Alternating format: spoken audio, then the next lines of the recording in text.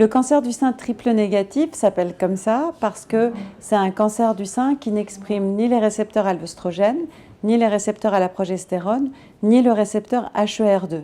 C'est donc un sous-type de cancer du sein assez particulier parce qu'il est plus agressif que les autres et il va concerner moins de 20% des femmes atteintes de cancer du sein. Ce cancer du sein particulièrement agressif a aussi malheureusement le taux de récidive le plus élevé. Aujourd'hui, on évalue à 30 à 40% le risque de récidive de ce cancer du sein, c'est-à-dire que quand une femme a été traitée, opérée, elle risque malheureusement dans 30 à 40% des cas de voir une rechute de son cancer, soit au niveau du sein, soit dans d'autres organes. C'est ce qu'on appelle le cancer du sein métastatique dans ce cas-là. Le problème majeur du cancer du sein triple négatif métastatique est qu'aujourd'hui, on ne sait pas guérir les femmes de ce type de cancer. Elles vont donc devoir vivre avec leur maladie et vivre avec des traitements en permanence parce que si on arrête les traitements, le cancer peut réévoluer. Et le traitement du cancer du sein métastatique triple négatif, c'est la chimiothérapie.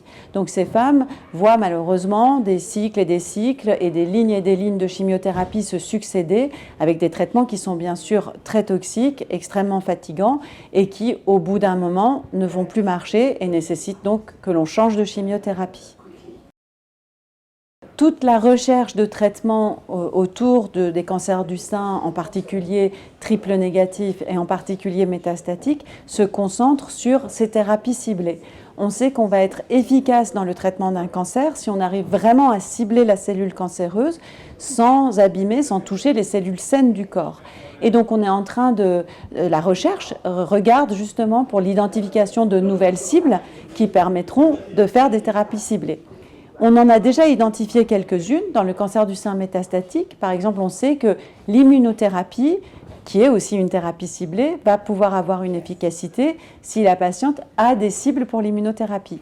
On a aussi, par exemple, les récepteurs à l'androgène, avec des traitements anti-androgéniques qui sont en cours de développement, et tout un tas d'autres récepteurs que l'on peut cibler avec des thérapies ciblées. C'est extrêmement important qu'on mette tout en œuvre pour que des traitements novateurs puissent être identifiés et surtout pour que nos patientes puissent y avoir accès. On comprend bien que tout l'espoir de traitement du cancer du sein triple négatif est tourné vers ces nouveaux traitements. Aujourd'hui, il y a des traitements qui sont disponibles et comme la plupart des traitements, ils sont d'abord disponibles aux États-Unis où ils sont développés par les grands laboratoires pharmaceutiques. On met malheureusement un peu de temps pour avoir ces mêmes traitements en France. Ils sont parfois disponibles dans des essais thérapeutiques, mais là aussi, malheureusement, toutes les femmes ne sont pas éligibles aux essais thérapeutiques et c'est compliqué de mettre nos patientes dans des essais thérapeutiques. Donc moi, mon travail en tant que médecin, c'est vraiment d'essayer de mettre ces traitements à disposition des femmes. Et là-dessus, le collectif Mobilisation Triplette fait des efforts et un travail considérable pour nous aider à obtenir ces traitements auprès des laboratoires, auprès des autorités, auprès des financeurs.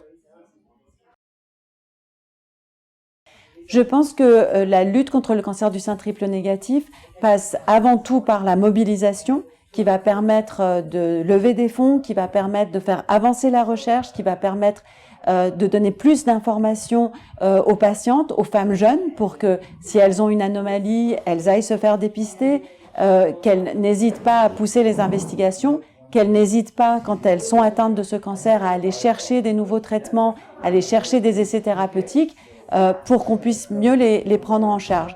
Et pour ça, je pense que les femmes doivent savoir qu'elles ne sont pas seules, qu'il y a toute une mobilisation d'autres femmes atteintes de cancer autour d'elles, mais aussi de la communauté médicale et de la recherche médicale. Alors, l'autopalpation est très controversée. Il y a eu énormément d'études pour regarder si l'autopalpation permettait de découvrir plus tôt ou mieux des cancers.